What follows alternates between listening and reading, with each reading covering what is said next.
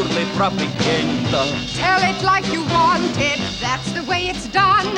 What's our nation's favorite indoor sport?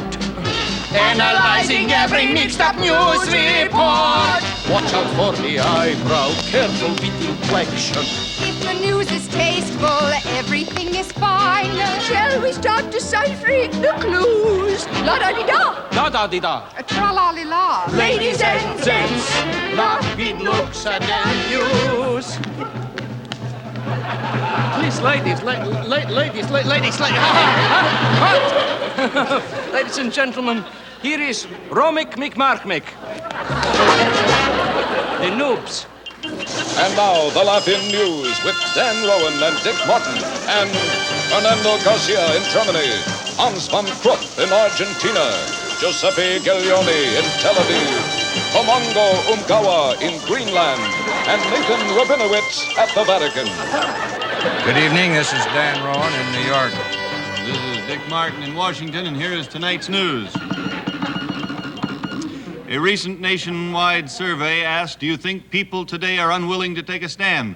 5% said no, 10% said yes, 85% were undecided. Washington, D.C., still on the subject of surveys, rumor has it that a secret survey was taken recently to determine what public reaction would be if the 1972 elections were canceled.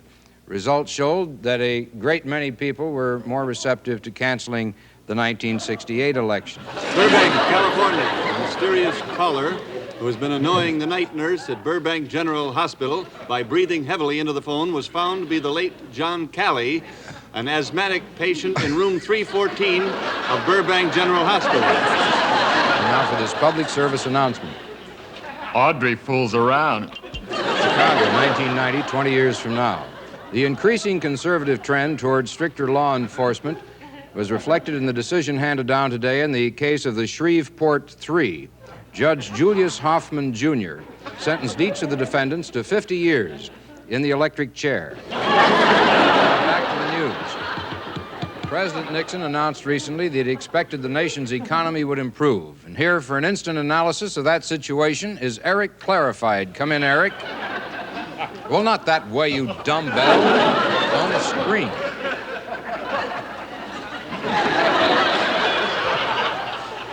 President Nixon did recently announce that he expected the nation's economy would improve. Now, what this means is that if the nation's economy does improve, President Nixon did. He expected it. Now, the significance of this is that an improvement in the nation's economy, as expected by President Nixon, would definitely bear out the expectations of President Nixon. If there is an improvement in the nation's economy. Thank you. For an instant analysis of Eric Clarified, we switch you to Chet Humpley. Man is an idiot. La-da-di-da! Da-da-di-da. Tra-la-li-la. Ladies and gents, laughing looks at the news. Cut! That's the end. This is not tasteful.